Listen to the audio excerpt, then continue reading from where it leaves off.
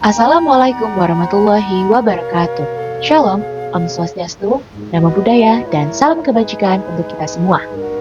Perkenalkan, nama saya Naira Khairunisa dari kelas 10C, absen 26. Pada video kali ini, saya akan menjelaskan mengenai peristiwa G30 SPKI.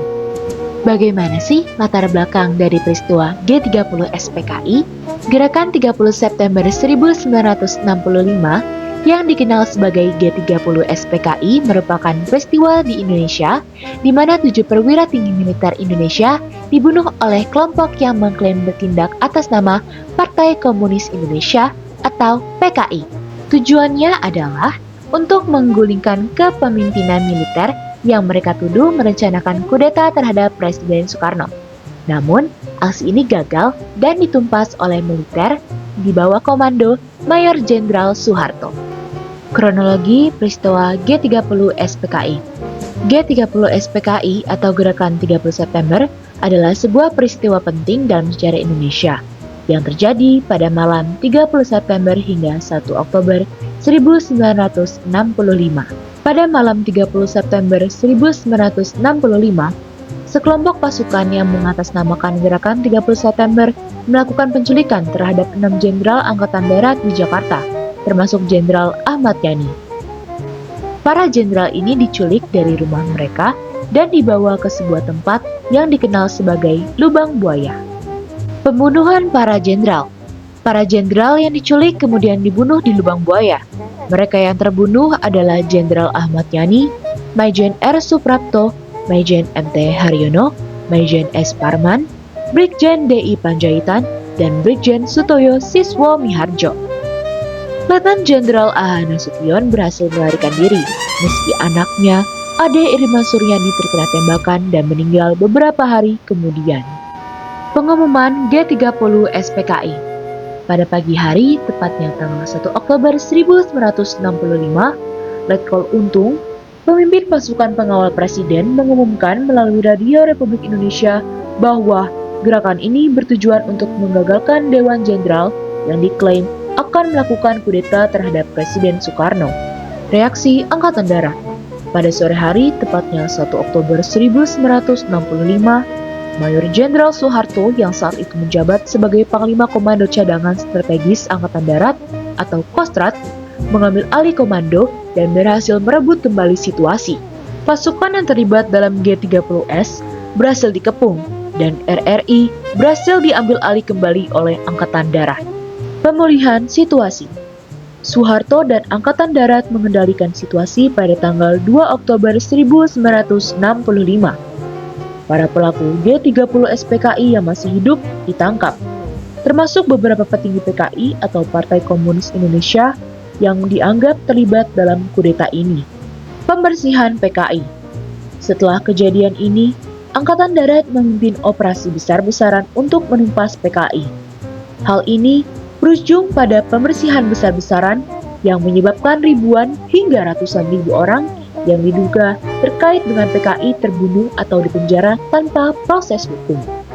Setelah penumbasan G30 SPKI.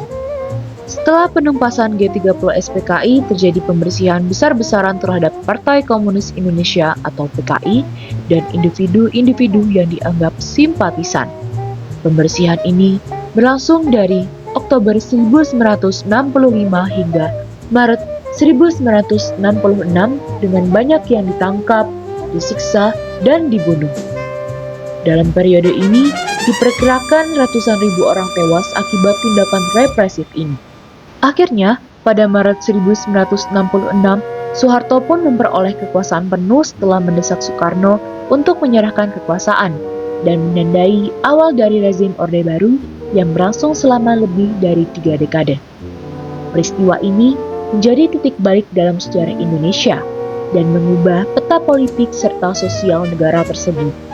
Peristiwa kelam ini merenggut banyak nyawa, terutama 7 perwira tinggi TNI yang dikenal sebagai pahlawan revolusi.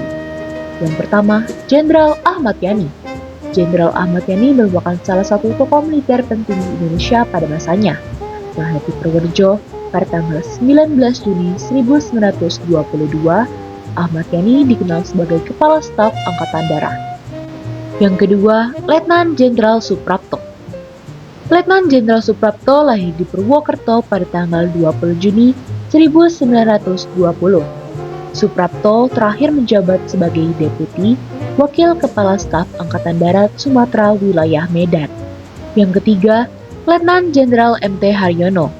Lahir di Surabaya pada tanggal 20 Januari 1924, Letnan Jenderal Mas Tirto Darmo Haryono atau yang dikenal dengan nama MT Haryono adalah seorang perwira angkatan darat yang cerdas dan fasih berbahasa Belanda, Inggris, dan Jerman.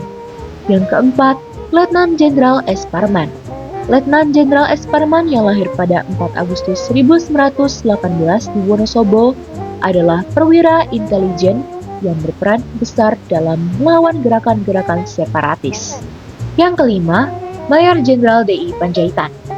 Mayor Jenderal Donald Izakus Panjaitan lahir di Balige, Sumatera Utara pada tanggal 9 Juni 1925. Ia merupakan tokoh militer yang dihormati karena kedisiplinannya. Selain itu, D.I. Panjaitan juga dikenal sebagai seorang yang religius. Yang keenam, Mayor Jenderal Sutoyo Siswo Miharjo.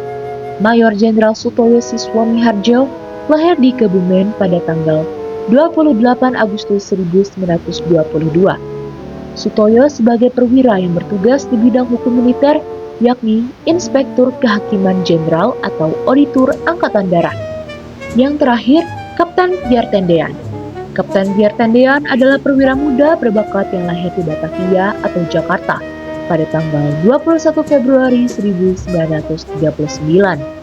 Meskipun masih muda, Pierre Tendean dipercaya sebagai ajudan dari Jenderal A.H. Nasution. Akhir dari Orde Lama ditandai oleh strategi nasional yang biasa disebut dengan gerakan 30 September atau G30 SPKI yang dilakukan oleh Partai Komunis Indonesia atau PKI. Hal ini merupakan usaha mengganti Pancasila dan UUD 1945 dengan ideologi komunis. Inilah bahaya terbesar bagi Pancasila serta UUD 1945 yang pernah dialami oleh bangsa Indonesia. Sekian video penjelasan mengenai peristiwa G30 SPKI. Saya mohon maaf apabila ada kesalahan kata dan saya ucapkan terima kasih kepada teman-teman yang telah menyimak. Sekian dari saya. Wassalamualaikum warahmatullahi wabarakatuh.